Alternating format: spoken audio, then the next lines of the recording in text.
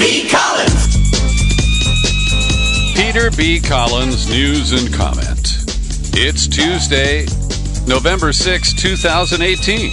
It's midterm election day. And I express that with a sense of relief that we can put the noise, the chaos, and the hate of the campaign behind us. But we face an unknown outcome, and the Trump effect will continue. There's no question that we have not reached bottom with this guy who is playing President of the United States these days. And as I speak to you on Election Day, I went and voted this morning the old-fashioned way. I go to the precinct, and in a moment I'll talk a little more about that, because I enjoy an election system that is easy, there are no barriers to my participation, and it is tragic that across the country people are fighting to vote today. But my lead story is dueling reports, one from the Washington Post and the other from the New York Times, the gatekeepers of the Russiagate narrative. And it's fascinating because at the Times, the Gray Lady published an op-ed.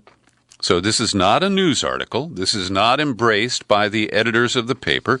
It's simply someone who is offering a point of view. And in this case, it's Jonathan Morgan and Ryan Fox, the top dogs at what is described as a cybersecurity company that monitors disinformation. New Knowledge is the name of it. I've never heard of these guys. And the one-line description that I just gave you is all we know about them.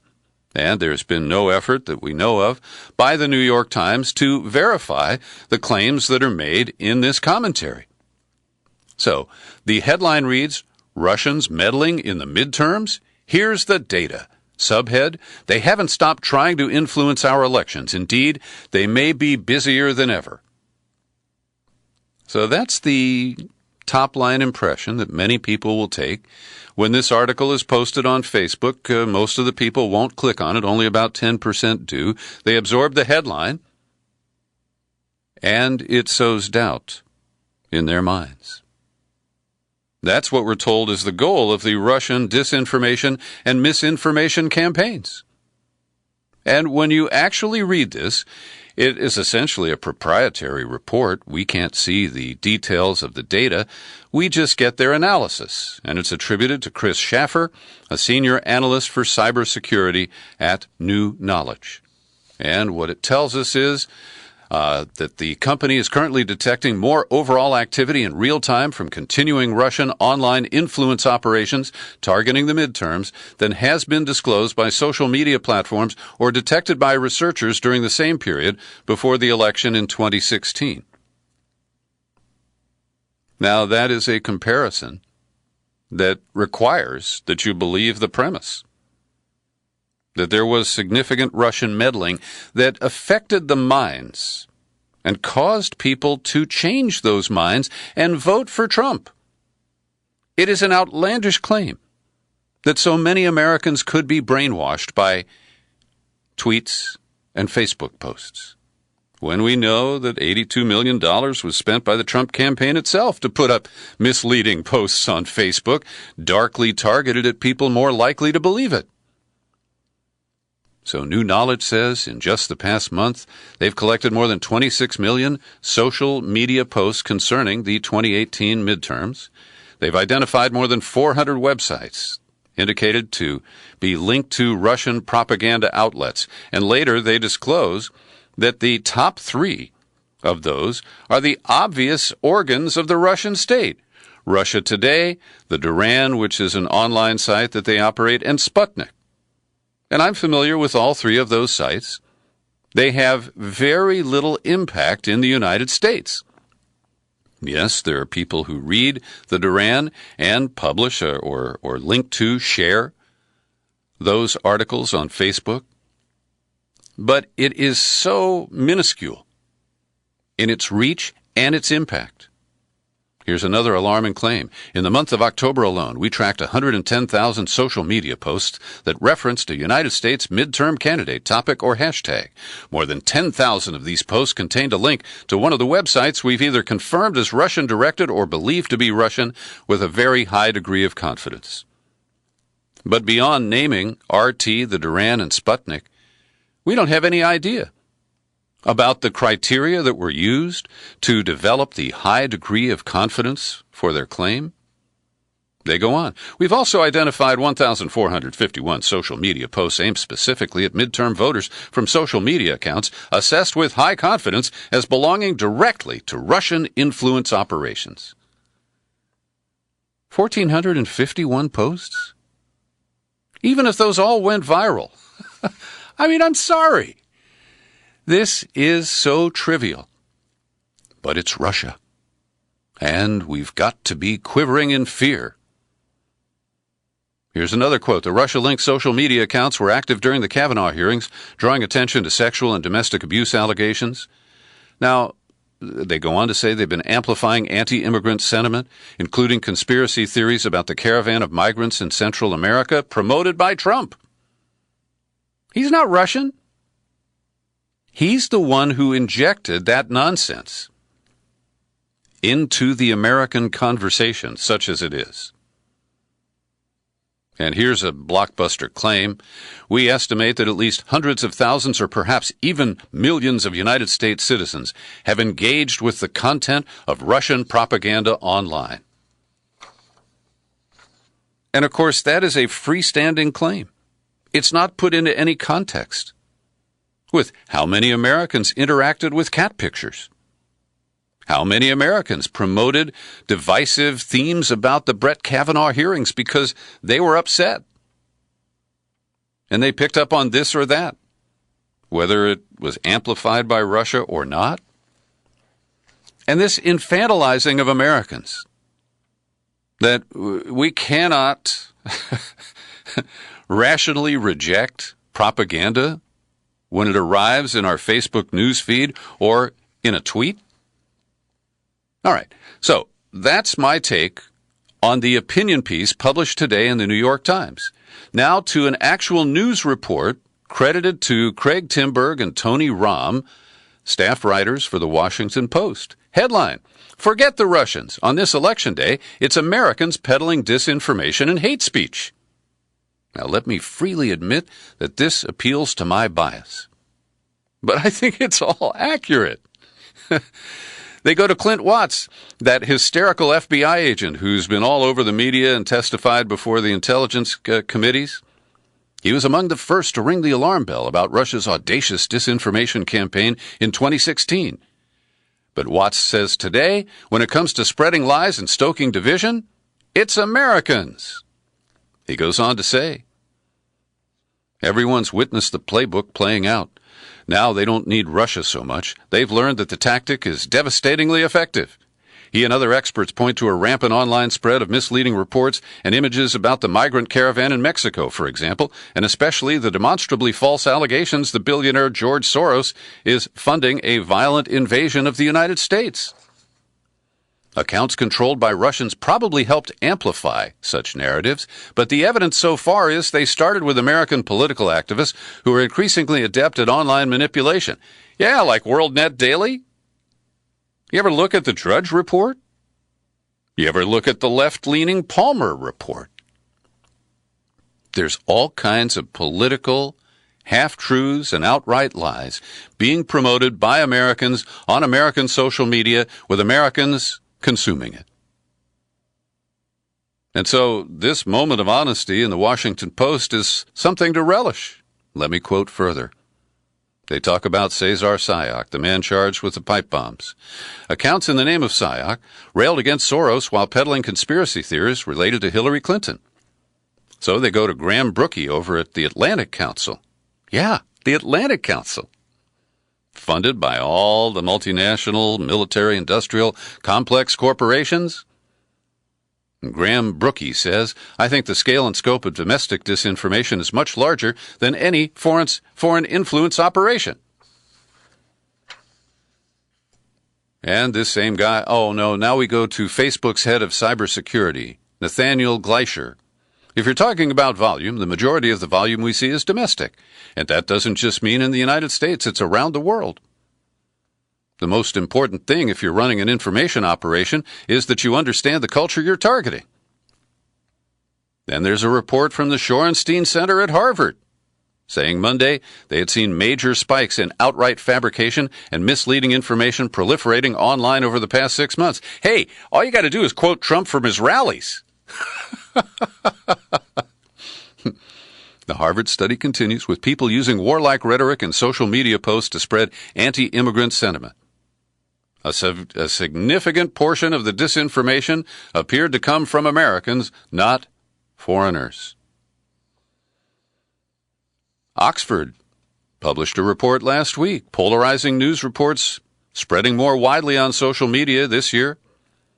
The disinformation reaching a broader audience. Tech companies have done a good job tracking and blocking foreign origin stuff. The Oxford guy says they've done much less to combat homegrown English language misinformation. And then we move to what is required, right? Because since the domestic disinformation and misinformation promoters have not yet been filtered out of Facebook, it's time for some censorship. With the arrival of Election Day, there's consensus among outside experts that technology companies are still losing the fight against politically charged hate speech and disinformation. Lawmakers are expressing yet again frustration that the tech companies haven't done more to protect Americans from the untruths, conspiracy theories, and hateful language. Well, take away Trump's Twitter account. Instead, we must have censorship. And this article does promote what I think is the false notion that the Facebook purge primarily affected right-wing sites. They don't even mention the left-leaning independent media outlets that have been banned from Facebook. So let's get a taste of the final round of Trump's mob rallies. He hit 3 states the day before the election, capping it off in Cape Girardeau, Missouri, to try to defeat Senator Claire McCaskill, and he trotted out some stars. Fox News, Sean Hannity and Jeanine Pirro, and Rush Limbaugh, the homeboy from Cape Girardeau, who got to address a Trump rally, and he hit Hillary. I heard him playing clips of himself this morning, and he was disappointed that when he slammed the Clintons that he didn't get a lock her up chant from this crowd in his hometown. And The Guardian put together a little video clip here. We'll listen in on some of the audio.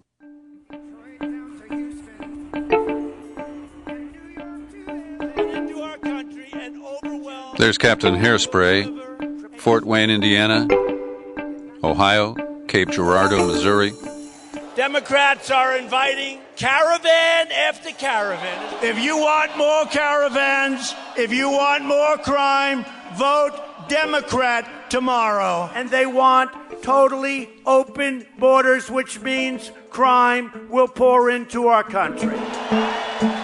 If the radical Democrats take power, they will take a wrecking ball to our economy and to the future of our country. Democrats produce mobs.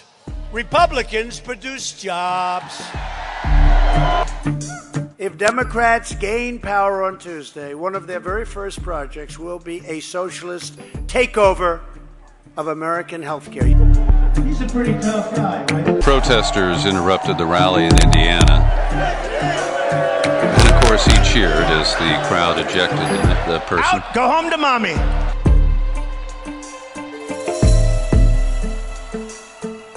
We love you. That's Ivanka saying, "Daddy, we love you."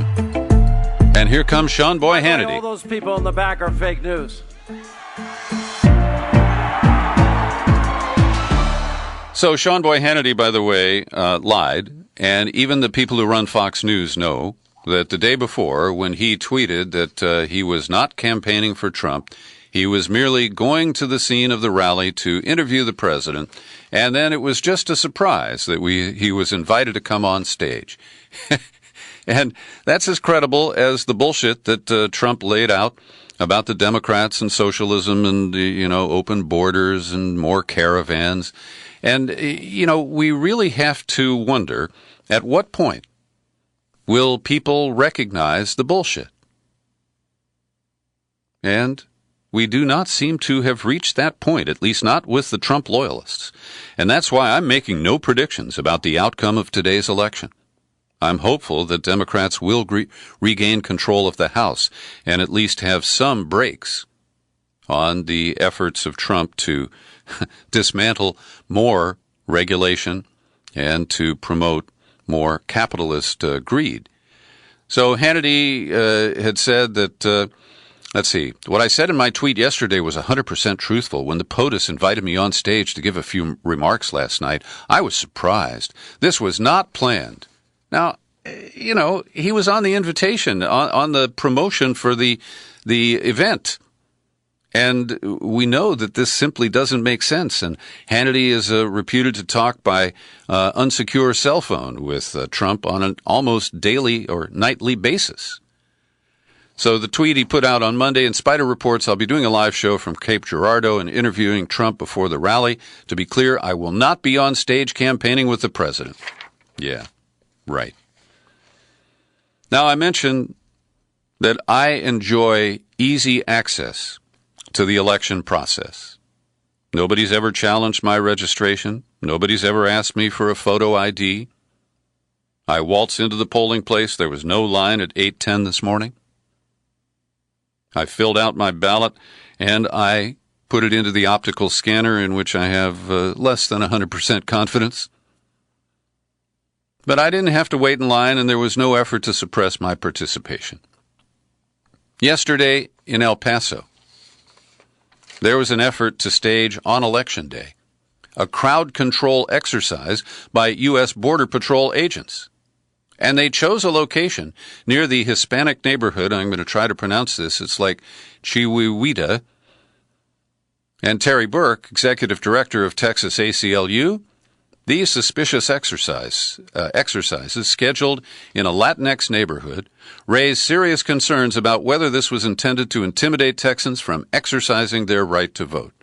And a state representative, Mary Gonzalez, this administration continues to use immigration policy for political purposes. The made-for-media crowd control drill conducted on Election Day is a cynical effort to suppress the Latino vote in a region seeing record turnout.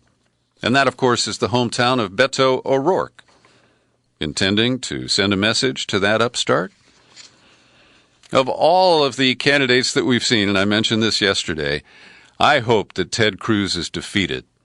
And I'd love to see a fresh face like Beto ORourke representing Texas in the U.S. Senate. It took The Guardian from London, and as I've told you many times, I respect their reporting domestically in the United States, even as I have issues with some of their other reporting. But they report, and I haven't seen this in any other outlet, that during the discussions a month ago, when hysterical Trump was so upset about that caravan, and he decided to dispatch regular U.S. troops, not National Guard, to the southern border. Well, one of the things that he floated was that they were going to build concentration camps for the migrants. And we're now learning, because of The Guardian, that the Pentagon rejected the request from Homeland Security to build housing for the migrants, saying that they would only build facilities to support government personnel, the Customs and Border Patrol, and the soldiers who have been sent there. I find that refreshing and a little surprising in the current environment. Now we get to the shit show that is the problems that people have voting. Broken machines, rejected ballots, untrained poll workers. A coalition of voting rights organizations reported before noon today 10,000 calls of people who were reporting anomalies or failings when they went to vote. In Georgia, voters waited more than 4 hours at an elementary school. Reports of broken machines also surfaced in New York and in Arizona. And why would New York, a Democratic state run by a Democratic governor, allow these conditions to exist? Now, they're going to tell us, oh, we've got record turnout, 70% in some jurisdictions. That has been predicted. Why didn't they make allowances to accommodate the expected crowds? In North Dakota, as expected, Dozens of Native American voters were turned away because of issues with their identification. This was a trap that was set by the Republican legislature to require street addresses on the IDs of people who don't have street addresses on reservations. That is as ugly as it can get. Now, complaints have also emerged of voting machines flipping voters' choices, and this has been going on in the early voting too. These are not just, scattered anecdotal reports. We see people who voted a straight party ticket, Democratic, and yet they registered a vote for Ted Cruz in Texas. It is stunning that we allow a system like this to continue to dysfunction in this country.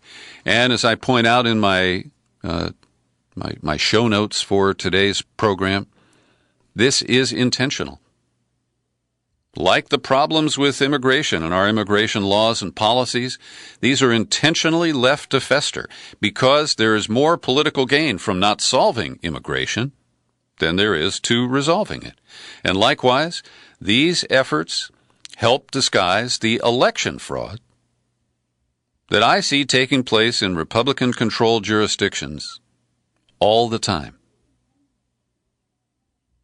And yet, in between elections, I commend Tom Hartman. He made a comment on his radio show this morning that I think he said it was 13 years ago. So in 2005, he and Randy Rhoads sat down with 6 U.S. senators and told them about the election theft issues. And the senators said, "We are not going to publicly talk about this. It'll discourage people from voting."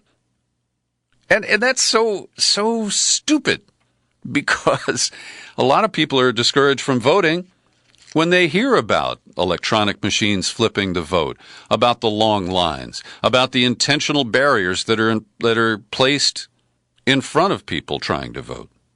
And Georgia is ground zero this year, and I credit the folks at WhoWhatWhy doing great work exposing Brian Kemp, the Secretary of State Republican, also running for governor. And over the weekend, as you know, WhoWhatWhy exposed that there are huge vulnerabilities in these systems, the voter registration systems in Georgia, that allowed one individual whose name we now know to identify this potential breach. And so instead of trying to fix the problem, the Secretary of State says no personal data was breached, our system remains secure, and they basically say that these guys are just wrong. So the citizen who came forward is named Richard Wright. WhoWhatWhy didn't name him initially at his request, but he's been outed. Now, he shared the information with the Democratic Party, but he's not a hacker. He's not a Democratic activist. He just didn't trust Brian Kemp with the information that he had discovered when his My Voter page displayed the information of other voters. And this is a vulnerability that allows a skilled hacker to drill in to the central core of the registration system in Florida. Now, WhoWhatWhy is exposing a number of lies. The Secretary of State's office previously denied that they used a corporate vendor to manage the voter registration system and that it's from out of state. But WhoWhatWhy confirms that Georgia's voter registration is run by a private contractor, PBC Technologies, and that they are based in Connecticut. So yes, from Georgia's perspective, they are an out-of-state contractor, and PBC runs the registration in numerous states, not just in Georgia. So this vulnerability could be replicated in other jurisdictions. So the spokes for the Secretary of State in Georgia, her name is Brochi, said there is no such vulnerability in the system as alleged in your article. We immediately reviewed these claims and could not substantiate any of them. Then WhoWhatWhy exposes that there are apparently no cybersecurity experts on the payroll of the Georgia Secretary of State. And so if they didn't turn to outsiders that they've identified, it appears that they didn't get any expert consultation They just claim that they have. And Harry Hursty, who is the celebrated hacker who's hacked into virtually every voting machine available, he said, this is 101 broken. This is the most trivial thing you can do wrong. If you have any sense of security, this is not what you do. This is a high school project. And WhoWhatWhy identifies a number of other experts who agree. So I'm linking to this story. There's a little bit more to it, but I encourage you to check it out. And we're going to see. I don't believe we'll know the winner of the Georgia governor's race at the end of the night tonight. Likewise, I think many elections will be too close to call, including the contested House races here in California, because we now have almost two-thirds of voters using mail-in ballots. California law allows you to mail them on Election Day if they're received within 3 days. So the vote counters won't even have all the ballots in California until Friday. So don't expect instant results from this midterm process. Every day I pause for a second to thank the people who support my work here at the Peter B. Collins Podcast with your subscriptions. They're great folks like Ted Kelly, Benny Alto, Dick Atley in Maine, and Billy Cook in Eureka, California. I really appreciate these people, and I'd like to appreciate you as well. So come on over to peterbcollins.com, click menu, click Become a Subscriber. You land on the sign-up page, and it just takes you a minute or two to set up a PayPal order to send me $5, $10, $20 a month, or our $50 annual subscription, which comes with a bonus gift. That's John Dist's new rock and roll CD, American University. I want to commend Lee Fung. He spells his last name F-A-N-G. I have I don't know him well, but I've talked with him many times over the years. He started at the Center for American Progress. He's at The Intercept now. And in two pieces that he published today, he writes about the efforts to squelch the ascendance of democratic socialists following the surprise victory of Alexandra Ocasio-Cortez in suburban New York this summer in the primaries, which secured her a seat in Congress because it's a solid blue district. And I have noted both Trump's comments and Rush Limbaugh's self-quotation on his program this morning. They demonize Democrats as a socialist, angry mob, ready to turn the United States into what they characterize as Venezuela. And this is so insulting to those of us who embrace democratic socialism, because it is a very small wing in the Democratic Party, and the leadership of the party doesn't embrace it. So what we see now is a beautiful alliance here in these fractious political times when, the Democrats and Republicans can't agree on anything. Oh, they agree that we need to nip this democratic socialism thing in the bud. And so we have corporate Democrats aligning with Republicans in dark money super PACs, pulling their contributions from the Koch brothers, Genentech, Exxon, Eli Lilly, Reynolds Aluminum, Boeing, General Motors, Big Pharma. And their effort is to draw negative attention to the democratic socialists. And even here in the liberal Bay Area, the San Francisco Chronicle had its little abbreviated voter guide today. And they're supporting a corporate Democrat for Congress named Buffy Wicks. She served in the Obama White House, never been elected to anything before, and her opponent is a African-American lesbian from Richmond, California, who helped reform that city. She is a democratic socialist. She's been endorsed by Sanders, and the Chronicle took a swipe at her as too far to the left, as they endorsed the corporate candidate Buffy Wicks. Also, Lee Fung gets credit for a great story based in the Seattle area, where we have two candidates, both Democrats, for the House of Representatives, and they're both named Smith. The incumbent pro-military guy who gets tons of money from Boeing and all the military-industrial complex contractors is the Congressman Adam Smith. And his opponent is Sarah Smith, a working-class activist, a democratic socialist. She's mounted a surprisingly spirited bid attacking the corrupting influence of the military-industrial complex, demanding that the country shift away from our economy of violence toward an economy of peace. And she singled out Adam Smith's votes in favor of war and against restrictions on cluster bombs, as well as support for bills that have expanded the reach of the sprawling surveillance state and homeland security. And here at the last minute, General Dynamics kicked in an extra $10,000 in the last week of October. An Amazon executive overseeing the company's bid for a $10 billion military contract kicked in $1,000. Bechtel, the giant Republican-linked construction company, they kicked in $1,000 for Adam Smith, and the list goes on. So this is a defining moment, and I encourage you to look hard at the way corporate Democrats try to elbow the socialist Democrats out of the way. Last week, we heard that the U.S. was joining Britain to put pressure on Saudi Arabia to suspend its brutal military assault on neighboring Yemen. And according to the New York Times, despite that, the pace of fighting has only escalated. The Saudi-led coalition, which the U.S. has armed and supported, has launched a punishing wave of airstrikes against the rebel Houthis. The warplanes have hit targets in Sana'a, in the mountainous northern provinces, in the Red Sea port of Hudaida. And get this, Hudaida is under control of the United Arab Emirates, which is part of the Saudi coalition, and they are also running a relief effort which saw the arrival of 10,000 tons of grain.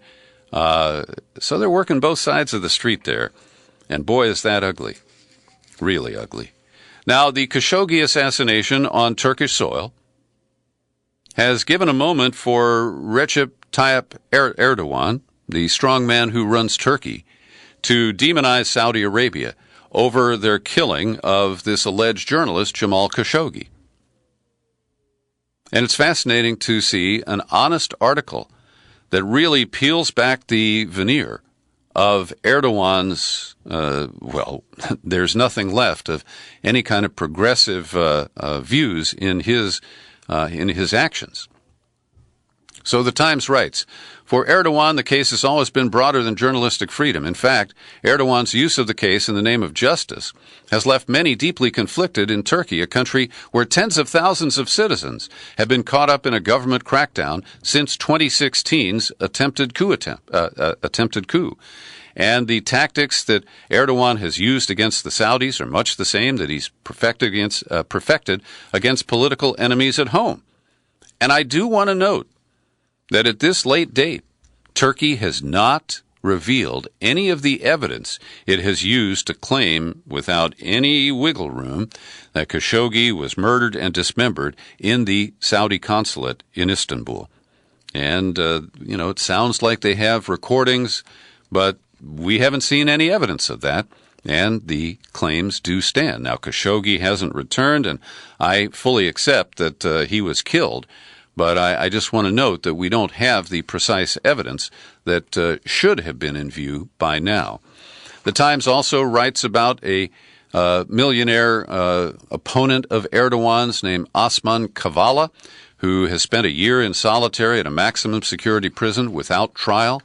100,000 people have been imprisoned during this 2-year state of emergency. About 50,000 remain behind bars. And get this, 73 journalists are jailed, down from 81 a year ago in Turkey.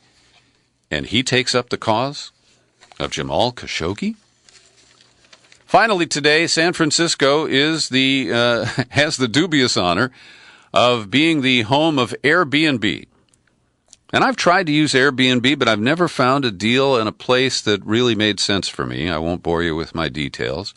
But San Francisco did pass regulations on these short-term rentals, and they're actually enforcing them now. And one couple that turned 14 city apartments into illegal hotels through Airbnb has agreed to cough up $2.25 million for their violations and their attempt to paper them over. Darren and Valerie Lee They own a total of 45 units in San Francisco, and they've been caught twice. Once they violated the rent control law and evicted people illegally. They paid a $275,000 settlement for that. But it also included an injunction blocking them from further vacation rentals, but they defied that, racking up more than $900,000 in revenue in less than a year. Their profit was estimated to be $700,000. And when the inspectors came calling, the Lees took what the city called far-reaching, devious steps to portray the apartments as being legitimately rented to long-term tenants, enlisting friends, family, and associates to pretend that they lived there, drawing up fake leases, and staging the units to appear lived in. One inspector said the apartments all had identical staging. They had the same Costco food items scattered about, the same arrangement of dirty breakfast dishes in every kitchen sink, same personal products in each bathroom, same damp towels artfully draped over doors as though someone had recently showered. Oh, what an evil web we weave when first we rent on Airbnb.